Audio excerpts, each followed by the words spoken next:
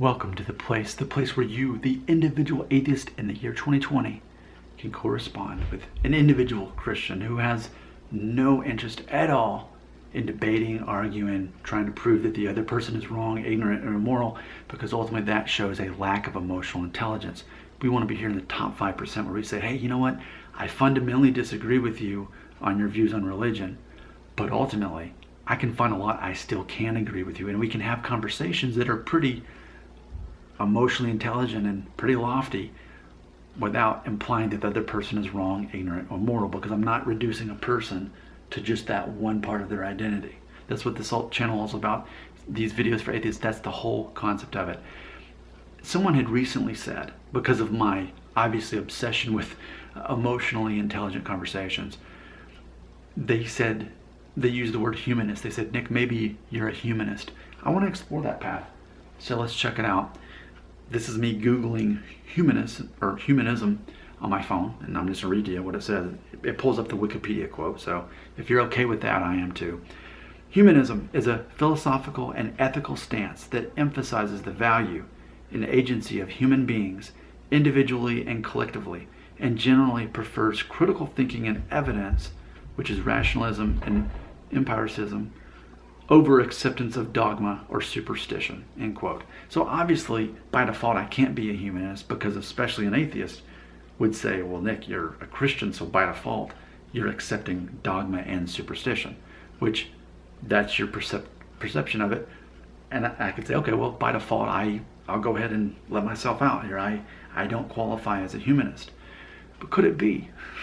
I'm asking you a question. Could it be that a person could be, in theory, a Christian who has humanist leanings?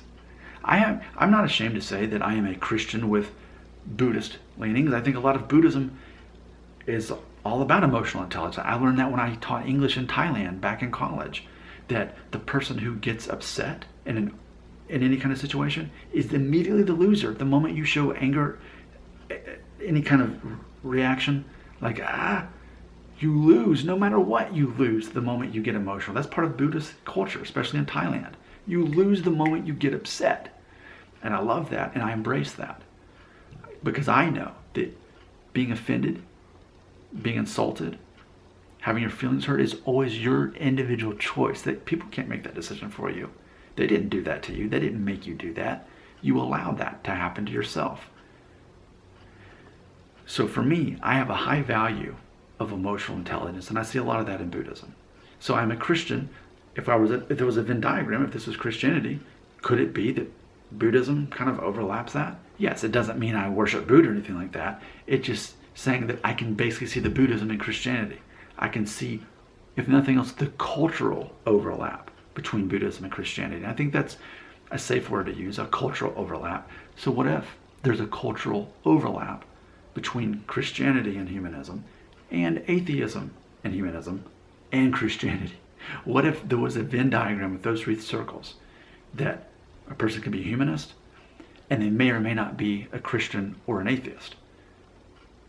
You obviously can't be a Christian and an atheist at the same time, but you could be a Christian who has those humanist leanings, ultimately. So let's let me look at this again. I mean, would anybody agree with me that, and let's look at this again, a philosophical and ethical stance that emphasizes the value and agency of human beings, individually and collectively, and generally prefers critical thinking and evidence?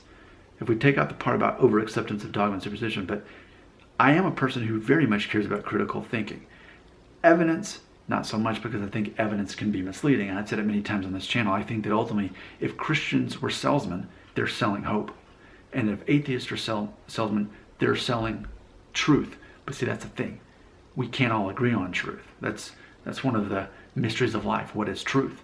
We can't all agree, but we can have conversations about it. And I think to that degree, maybe I would qualify as a humanist, especially time after time out of my videos. I keep saying over and over that I believe it only does you a disservice as a human being, as an individual and as society, for us to look down on another person for any reason, especially a moral reason.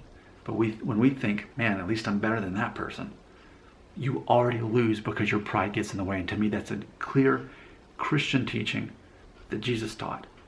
That ultimately pride, if nothing else, pride will get you. So I believe it only holds you back in life to look down on anyone for any reason. I think it holds you back to say, you know what, I disagree with that person, therefore I don't like them, I want them to have less rights. And that throws a lot of people for a mix, because for me as a Christian, I am morally opposed to homosexuality. I am morally opposed to premarital sex. I am morally opposed to so many things. But that doesn't mean that I believe in pointing fingers at people who fall into those other categories that I don't, and say that I'm better than them morally. No. Should we take away their rights? Should we not allow them to have their cakes at bakeries and wedding? What are we going to involve the government now and say, well, if the government says that they can get married, then I have a problem with it. Why do we care what the government says? I'm a libertarian, so by default I'm wondering, why are we involving the government?